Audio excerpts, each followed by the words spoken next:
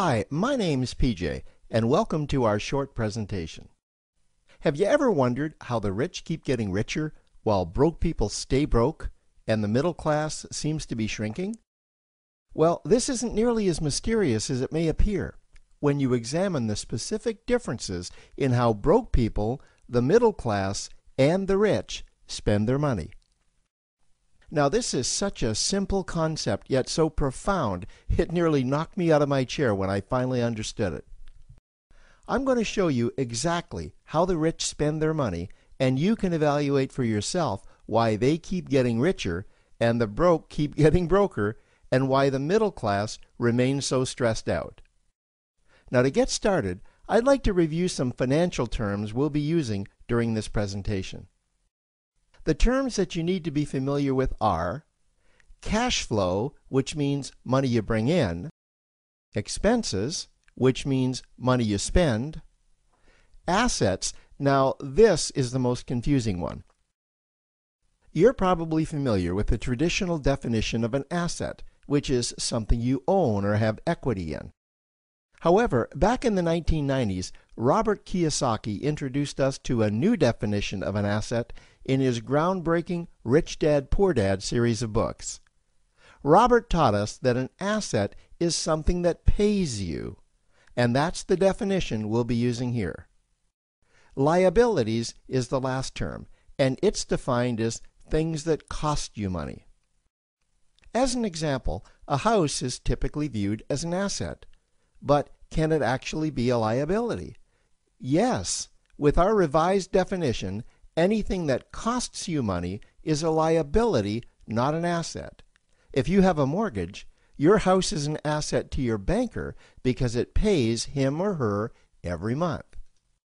But could a house also be considered an asset to you? Yes, in the right circumstances it could, when it pays you money. Let's say you buy a house and you rent it out, and it paid you a positive cash flow every month after all expenses. That would then be considered an asset. Now, one more time with the terms, just to be very clear before we continue. Cash flow is money you make. Expenses, that's money you spend. An asset pays you, and a liability costs you. Now let's take a look at how broke people spend their money. Now, when I say broke people, I'm not referring to the destitute. I'm speaking about that large portion of our society that lives from paycheck to paycheck and who never seem to have any money. In fact, most times there's more month left at the end of their money, and I'm sure many of you can relate to that group. On payday, broke people buy what I'm going to call stuff. Well, what's stuff? Well, that's inexpensive things that people buy that they don't really need to survive. You go into someone's house and you can't find any counter or tabletop space in the whole house because of all the stuff on it.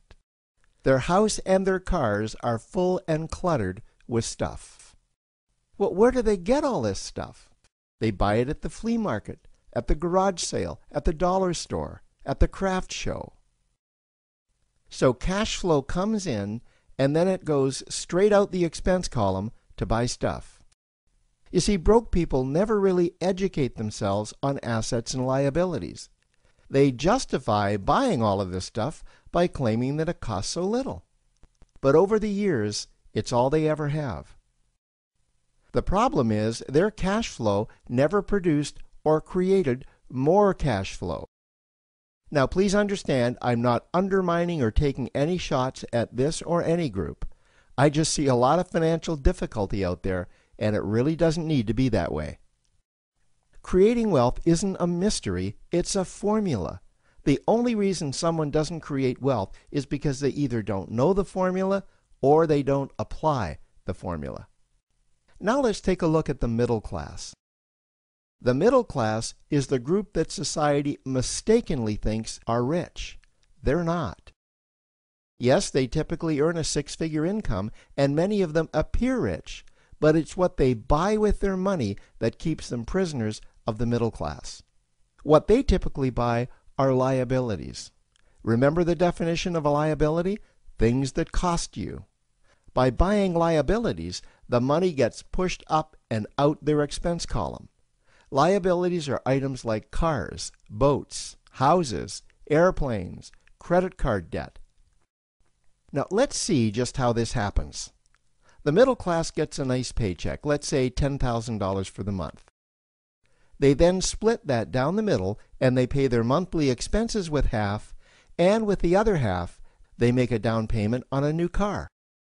The car costs $5,000 down, and after they add on the insurance and the maintenance, that liability now costs $1,100 new every single month. A few months go by, and they want a boat, then a vacation home, a Rolex watch on their credit card, a vacation on their credit card. And before you know it, their liabilities have raised their expense levels to near or above their income levels. They actually spend equal to or more than they make, meaning that they have to go to work and make a certain amount of money every single month just to cover their liabilities. The other important issue with both broke people and the middle class is that normally all of their cash flow is dependent on their own effort, meaning that they've educated themselves to exchange their knowledge and expertise for someone's money. Also, the money they earn is usually the highest taxed form of income. Here's an example. An attorney is knowledgeable about law, so people pay him or her in exchange for that knowledge on an hourly basis. The problem here is that if the attorney isn't sharing that knowledge with a client, then the attorney isn't making any money. This causes lots of stress and anxiety in their lives, and if you ever ask them to take an afternoon off to play golf with you, well, they very rarely can because of how much money it'll cost them to take that time off. On the surface, life's pretty good. The reality is that it's a roller coaster ride. That's the middle class. Now, I know this group very well because for a great deal of my adult life, that was me. Now let's take a look at how the rich people spend their money. Rich people acquire assets. Again, an asset is something that pays you. If you want to become rich, buy assets that earn you more money. The money cycle looks like this. Acquire assets that produce cash flow, invest the profits to acquire more assets that produce more cash flow, invest those profits to acquire more assets that produce more cash flow. The rich spend their money and acquire things that produce more money. Here are a few examples of assets that produce more money. Investments are the obvious ones: stocks, bonds, real estate. Education is another asset. If you learn how to do something that produces more money for you and you actually do it, that's buying an asset. There's a great quote that goes, "If you think education is expensive, you should see how expensive stupidity is." Another example of assets you can acquire that pay you are cash-generating opportunities, especially those opportunities that can create a passive cash flow. Passive meaning that once you build it up, the money continues to flow whether you're still building it or not. Here's a small example. Let's suppose you bought a pinball machine and you put it in a barber shop, and you don't spend any of the profits. You save them until you can buy another pinball machine and put it in another barber shop. This, by the way, was Warren Buffett's first business. If you don't know who Warren Buffett is, he's one of the top 2 richest men in America. The rich are extremely eager to find those passive cash-generating opportunities because those opportunities continue to pay them month after month, year after year, long after they've stopped working the opportunity. You know, I see this happen again and again with successful entrepreneurs. They find a passive cash flow stream that they build up, and it continues to pay them month after month, year after year. They then take those profits and multiply them in another passive cash-generating opportunity, and then again in another. In conclusion, here's what I've learned over the years. You can't find these passive cash generating opportunities unless you're open to hearing about them. Then, once you find them, you must be willing to see what fits you and then act. Now, the reason I say this is that I once answered a hokey little ad that I ended up generating 7 figures from, simply because I answered that ad and then took action. These opportunities are out there, you just need to find them. You also must be opportunistic enough that when the right situation does present itself, you don't miss it.